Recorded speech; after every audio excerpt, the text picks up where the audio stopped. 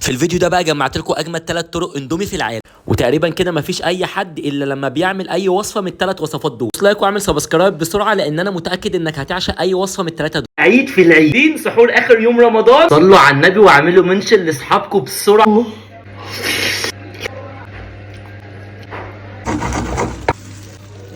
عيد هتخلي الحزين سعيد.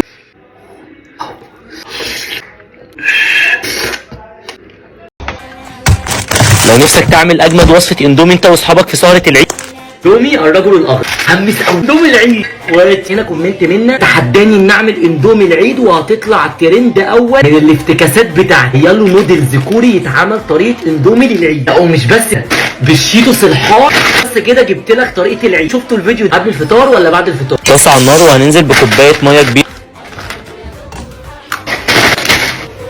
ننزل بالاندومي ونغطي الميه عليها، وهننزل بنص كيس الشيتوس وهنفضل نقلب ونمكس لحد ما يدينا القوام التقيل ده، لحد ما الاندومي تبقى غرقانه في صوص الشيتوس. بعد كده هننزل بمعلقه جبنه كريمي كبيره او اي نوع جبنه عندكم في الثلاجه ولو يستحسن سايب. هنفضل نقلب ونمكس. حرفيا الطريقه دي ممكن تجوعكم وانتوا بتعملوها حرفيا. ننزل ببهارات الاندومي والصوص الحار بتاع الاندومي لحد ما يخلص كله، وهننزل بشويه شطه بس دي اختياري مش شرط تحطوا الشطه. هنفضل نقلب ونمكس لحد ما يطلع القوام التحفه ده.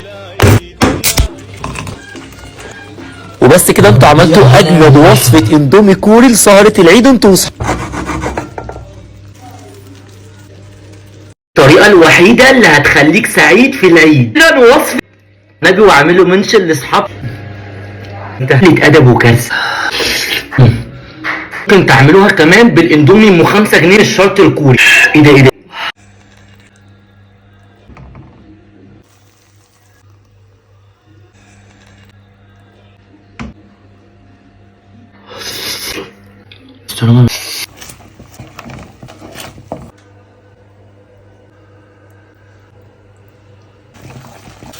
اندومي العيد هتخليك دايما سعيد. وكل سنه وانتوا طيبين. ممكن تقوموا تعملوها دلوقتي. قايلين ان انا بعمل الوصفه دي بعد الفجر. قولي وصفاتكم بتاعت العيد عاديه في الكومنتات بسرعه، انا هعمل كل الوصفات.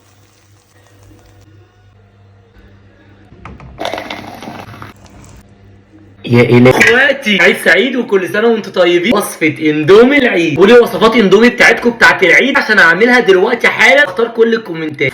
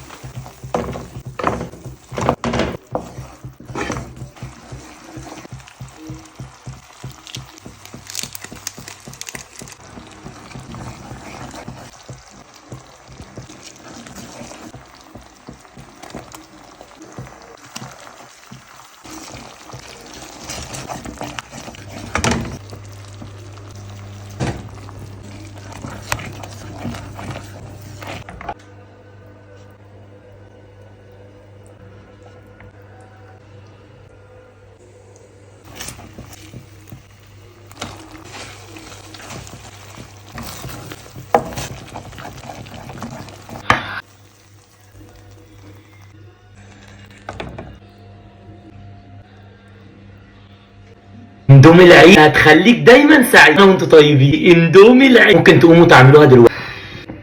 اكتبوا لي وصفاتكم بتاعت العيد والعاديه في الكومنتات بسرعه. وصفه العيد بتتكلم. يا الهي غرق.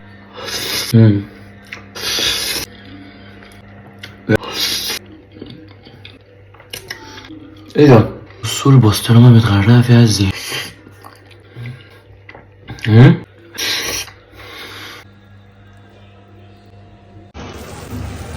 لاننا دخلنا على سنه جديده فحبيت تكون دي اول طريقه اندومي السنه حرفيا تاخد الاوسكار زي ما قلت لكم. يلا بينا الطريقه مع بعض. الطريقه حرفيا اللي كل الناس كانوا مستنيينها مني. شكلها جوعتني وانا بعملها. عملت مصنع الاندومي. الطريقه دي لازم تاخد الاوسكار. اي طريقه اندومي شفتوها بعد كده.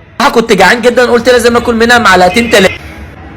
طب وبعدين في قله الادب، اسف للناس اللي بتضعف قدام المنظر ده. انتوا قوموا تعملوا الطريقه دي دلوقتي حالا. اتفضلوا يا جماعه.